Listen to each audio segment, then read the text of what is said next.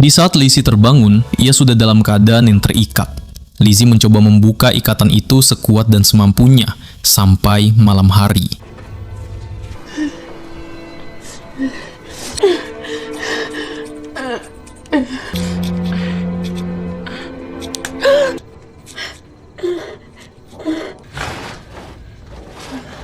Ia keluar dari dalam gudang itu, lalu melihat ke arah gudang lainnya, dan betapa kagetnya Lizzie. Di sana, sahabatnya Christy sudah dalam keadaan yang sangat memprihatinkan setelah mendapatkan perlakuan keji semalaman oleh Mick.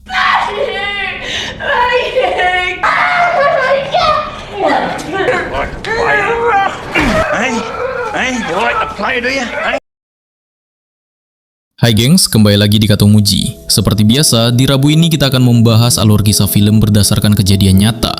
Kejadian ini terjadi di Australia sekitar tahun 90-an. Kisah ini menyoroti hilangnya 30.000 orang setiap tahunnya di Australia, di mana hanya sekitar 90% yang berhasil ditemukan, dan sisanya raib tanpa jejak sampai sekarang. Korbannya kebanyakan adalah wanita-wanita yang sedang berpetualang atau mendaki di alam liar. Untuk kalian yang sudah nonton, silakan berikan pendapat kalian tentang film ini. Buat yang belum nonton, yuk kita tonton bareng filmnya. Wait. Hey, come here. I'm gonna see if your girlfriends would be interested in a little bit of a gangbang. Good on you, fuckhead.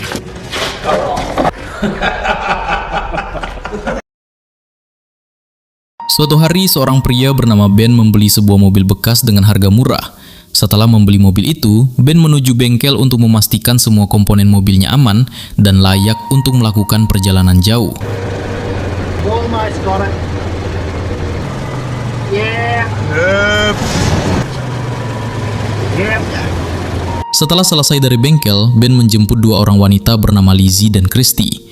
Diketahui, mereka bertiga akan pergi menuju sebuah tempat ikonik bernama Wolf Creek. $1,500 for like it's got doors. Where's the booze? After last night, never drinking again. Piss off. Of course I checked.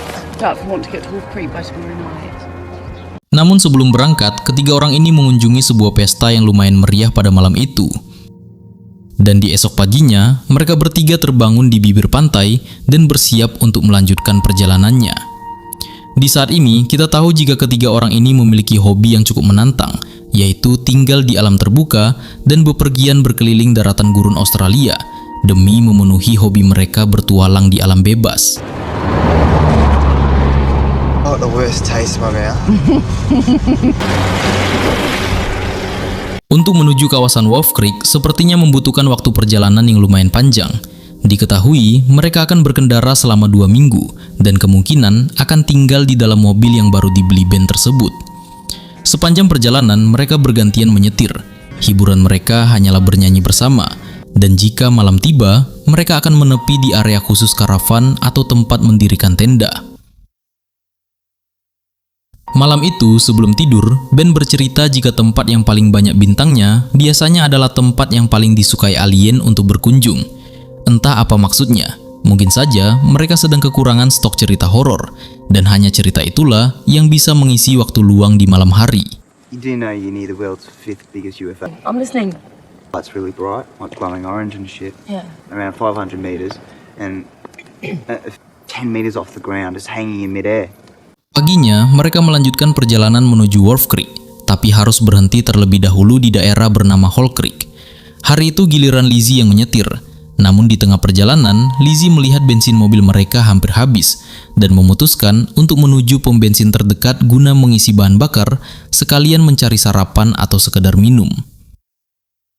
Sampailah mereka di sebuah kafe sekaligus pom bensin kecil bernama Emu Creek. Di saat itu, Ben mengambil kamera handycam-nya untuk sekedar ngevlog, dan ia berkenalan dengan pemilik bar yang bernama Graham. Lizzie pergi ke toilet untuk cuci muka dan bersih-bersih. Di luar, tampak Christy dan Ben sedang berbincang, di mana Christy memberitahu sepertinya Lizzie memiliki perasaan kepada Ben. Christy bersedia membantu menjodohkan mereka berdua, asalkan nanti sepulang dari perjalanan ini, Ben harus mencarikan Christy seorang pacar juga. Di dalam kafe, tampak Christy dan Lizzie sedang membeli sesuatu untuk menemani malam mereka. Namun, suasana sedikit berubah ketika beberapa preman lokal di daerah itu menatap keduanya dengan tatapan mengganggu, seolah tertarik dengan kehadiran mereka. Tak lama kemudian, Ben masuk ke dalam kafe tersebut. Salah seorang pria tua berbadan besar memanggil Ben dan melontarkan kata-kata tidak pantas terkait kedua wanita itu. Ucapan kasar itu membuat Ben kesal, sehingga ia menjawab dengan nada sinis. Pria besar itu pun merasa tersinggung dan suasana sempat memanas. Untungnya, ketegangan bisa segera diredakan oleh pemilik kafe, sehingga keadaan kembali tenang. Make sure it's all right with you first. Me and my mates are going to see if your girlfriend... Hey, interested in a little bit of a gangbang? Good on you, fuckhead. That's nice smile. Don't be a dickhead. Setelah mengalami kejadian kurang menyenangkan di Emu Creek, mereka bertiga memutuskan untuk melanjutkan perjalanan. Tapi tampaknya cuaca kurang bersahabat, dan sepertinya sebentar lagi akan turun hujan. I think it's the start of the wet season, so I hope it doesn't rain. The weather's shit. man, it's gonna be cold tonight. I mean,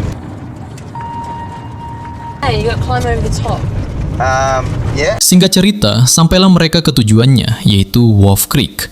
Ketiga orang ini mulai mengambil perlengkapan untuk segera menaiki bukit tersebut. Dan sesampainya di atas puncak, ternyata Wolf Creek ini merupakan bukit yang tercipta oleh benturan meteor besar di daratan tandus Australia, yang menyebabkan terbentuknya kawah yang sangat besar sekali. Disebabkan cuaca yang kurang bagus, ketiga orang ini memutuskan untuk istirahat dulu di Wolf Creek, sementara menunggu hujan reda. Lizzie yang sepertinya sudah mulai bosan, memutuskan untuk beranjak, lalu disusul oleh Ben. Mereka berdua pun berbincang sebentar, sebelum akhirnya suasana menjadi semakin akrab. Dirasa hujan sudah mulai berhenti, mereka bergegas menuruni bukit menuju mobilnya. Namun terjadi keanehan, di mana jam milik mereka tiba-tiba mati tanpa sebab, dan waktu matinya pun di jam yang sama. Karena sudah tidak tahu pukul berapa sekarang, dan hanya mengira-ngira kalau saat ini pukul 7 malam, mereka memutuskan masuk ke dalam mobil untuk mencari tempat berkemah terdekat. Namun sialnya, entah apa yang terjadi, mobil mereka tidak mau menyala. Ben mencoba keluar mobil untuk memperbaikinya, tapi setelah sekian lama mencoba mengutak-atik mesin, mobilnya tetap tidak mau hidup. Akhirnya mereka memutuskan untuk menginap di dalam mobil untuk malam ini saja. Suasana malam itu cukup mencekam karena sangat gelap. Ditambah lagi, Ben mulai menceritakan tentang UFO dan alien. Kata Ben, jika UFO datang, hal itu akan menyebabkan alat elektronik termasuk kendaraan mati secara tiba-tiba. Tidak lama setelah Ben selesai bercerita, Lizzie melihat ada sebuah lampu di kejauhan yang perlahan mendekat. Karena masih terpengaruh cerita Ben, mereka bertiga memutuskan tetap di dalam mobil, karena belum tahu lampu itu berasal dari mana. Setelah dirasa itu adalah lampu mobil, Ben turun untuk meminta bantuan kepada orang tersebut. Pria ini ternyata bernama Mick. Mick mencoba membantu mereka untuk memperbaiki mobil sebisanya. Setelah beberapa lama, Mick mengatakan jika kerusakan mobil ini ada pada bagian koil yang sudah aus. Padahal Ben yakin jika ia sudah mengganti semua spare part kendaraan itu. Mick menawarkan bantuan untuk menderek mobil Ben ke perkemahannya, karena saat ini Mick tidak membawa suku cadang. Mick pun bergegas memasukkan semua perkakasnya ke dalam mobilnya. Saat itu, Ben cemas bagaimana cara membalas kebaikan Mick nanti, karena jika Mick meminta uang tunai, mereka bertiga sedang tidak memegangnya. Mereka sempat meminta diderek ke kota terdekat saja agar bisa mencari bengkel. Tapi Mick berkata tujuannya berbeda, karena ia harus ke arah selatan, sementara Ben dan kawan-kawannya menuju utara. Saat ditanya soal biaya, Mick menjawab jika ini semua gratis, karena ia murni berniat menolong. Pada akhirnya, mobil milik Ben diderek oleh truk milik Mick. Namun Christy dan Lizzie mulai merasa cemas karena mereka sudah diderek lebih dari 4 jam dan belum juga sampai di tempat perkemahan Mick. Hal ini tentu saja memancing kecurigaan. Tidak lama kemudian, akhirnya mereka sampai di tempat Mick.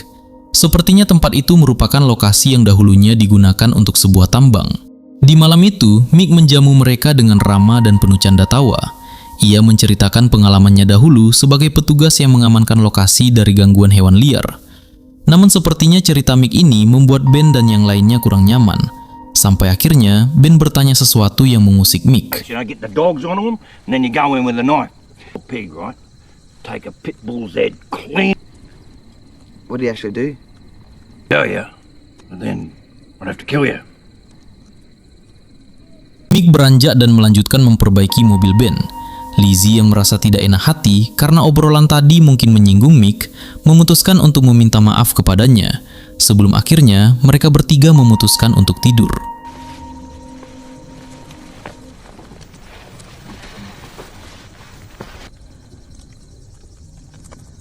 Singkat cerita, pagi pun datang.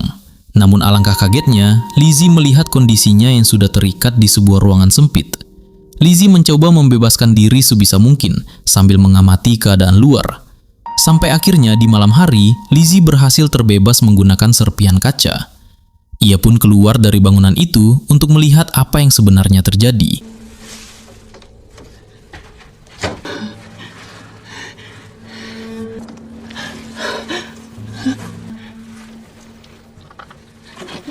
Di luar, Lizzie melihat pemandangan yang mengerikan dengan banyaknya bercak merah. Kap mesin mobil Ben juga sudah dilepas semua suku cadangnya. Lizzie mencari keberadaan kedua temannya, sampai akhirnya ia melihat sebuah ruangan dari balik kaca. Di sana ternyata Christy sedang mendapatkan perlakuan biadab dari Mick.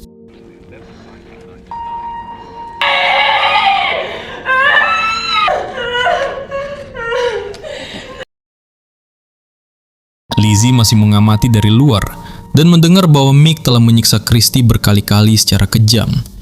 Karena tidak ingin hal yang lebih mengerikan terjadi pada sahabatnya, Lizzie memutuskan untuk bertindak. Ia menyirami mobil milik Ben dengan bensin, lalu menyulut api hingga meledak untuk memancing perhatian Mick. Mick yang terpancing keluar untuk memadamkan api, dimanfaatkan Lizzie untuk membantu Christy lepas dari jeratan di sana. Di dalam gudang itu juga, Lizzie melihat sisa-sisa korban lain yang mengenaskan dan menyadari bahwa Mick adalah seorang pria tidak waras yang suka menyiksa korbannya. Tak lama kemudian, Mick kembali ke ruangan tersebut, namun untungnya Lizzie berhasil bersembunyi. Di saat Mick lengah, dengan cepat Lizzie mencoba memojokkan Mick. Mick yang kaget namun tetap tenang, mengatakan bahwa tindakan Lizzie akan sia-sia karena senjata tersebut kosong. Tapi dengan tekad bulat, Lizzie memutuskan untuk tetap menarik pelatungnya. Let her go.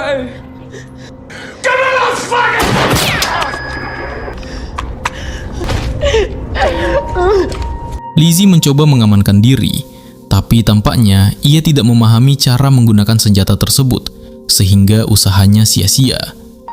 Lizzie akhirnya memutuskan untuk membuka ikatan Christy dan mengajaknya kabur menggunakan truk milik Mick. Sayangnya, kunci kendaraan itu tidak ada, sehingga Lizzie harus kembali memasuki gudang untuk mencari kunci.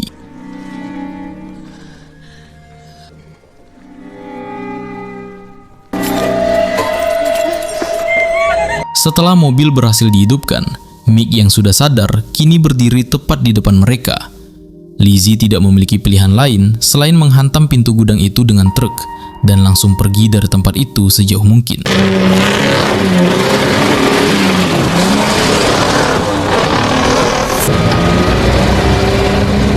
Namun sayangnya, Mick tidak semudah itu menyerah.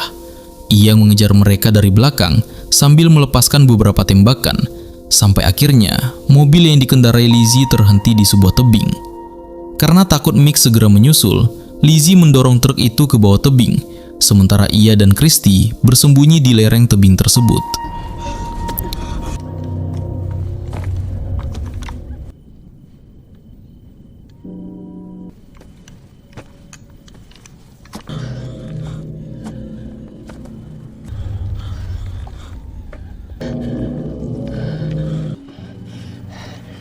Setelah memastikan keadaan aman, Lizzie meminta Christy untuk menuju jalan raya mencari pertolongan. Sementara Lizzie akan kembali ke perkemahan Mick untuk mencari kunci mobil lain atau kendaraan yang bisa digunakan mereka untuk kabur. Singkat cerita, sampailah Lizzie di perkemahan Mick. Ia mulai memasuki beberapa ruangan sambil mencari Ben. Namun yang ia temukan hanyalah barang-barang yang tampaknya milik korban-korban Mick terdahulu. Setelah itu, Lizzie memasuki sebuah bangunan yang lebih besar. Di sana terdapat banyak sekali mobil yang sepertinya milik para korban Mick, yang jumlahnya tak terhitung. Lizzie memutuskan memasuki salah satu mobil, namun tanpa ia ketahui, Mick telah menunggunya di dalam dan membuat serangan fatal yang membuat Lizzie tak berdaya. That's not a knife.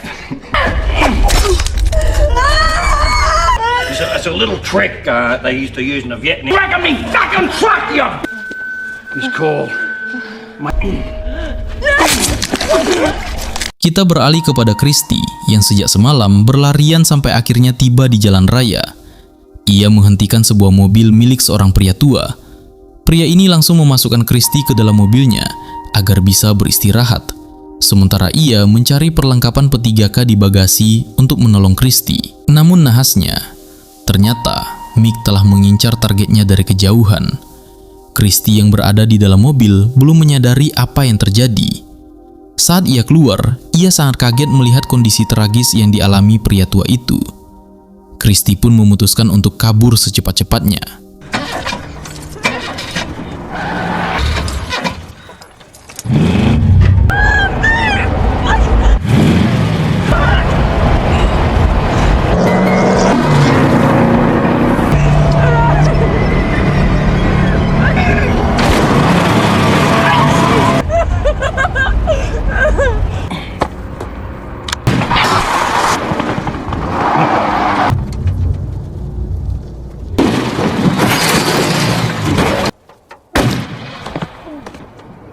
Di lain sisi, Ben yang sudah sadarkan diri dengan keadaan yang mengenaskan, mencoba melepaskan diri dari perangkap. Ia melihat situasi di luar dan memahami kondisi buruk yang menimpa mereka. Ben berjalan kaki sepanjang hari sampai akhirnya ditemukan oleh 2 orang pelancong. Pasangan tersebut membawa Ben untuk segera mendapatkan bantuan medis. Setelah mendapatkan perawatan, pihak kepolisian melakukan pencarian terhadap Lizzie dan Christy.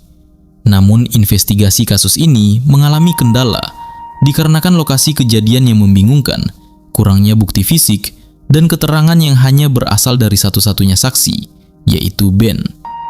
Hal ini berbuntut pada penahanan Ben selama 4 bulan oleh pihak polisi, sebelum akhirnya ia dinyatakan tidak bersalah atas hilangnya Lizzie dan Christy. Menurut info terakhir, Ben sekarang menetap di Australia Selatan. Nah, itu dia akhir cerita yang cukup menyesakkan dari film Wolf Creek yang dirilis tahun 2005. Kalau kita flashback sedikit, ngeri banget ya. Niatnya cuma mau liburan asik menikmati indahnya kawah meteor, tapi malah berakhir jadi mimpi buruk yang tak terlupakan. Menurut sudut pandang kritis gue, film ini berhasil banget membangun atmosfer yang sangat sunyi dan luas. Daratan Australia yang kosong itu justru jadi senjata paling menakutkan karena menunjukkan kalau kita dalam bahaya, gak bakal ada yang dengar teriakan kita. Gimana menurut kalian? Apakah Ben benar-benar tidak bersalah? Atau kalian punya teori lain tentang hilangnya Lizzie dan Christy? Coba tulis pendapat kalian di kolom komentar ya. Jangan lupa juga buat dukung channel ini dengan cara like, subscribe, dan aktifkan lonceng notifikasinya, supaya kalian gak ketinggalan alur cerita seru lainnya dari film-film pilihan. Segitu saja untuk pembahasan film kali ini. Sampai jumpa di alur cerita film selanjutnya di channel Katomuji. Adios, bye.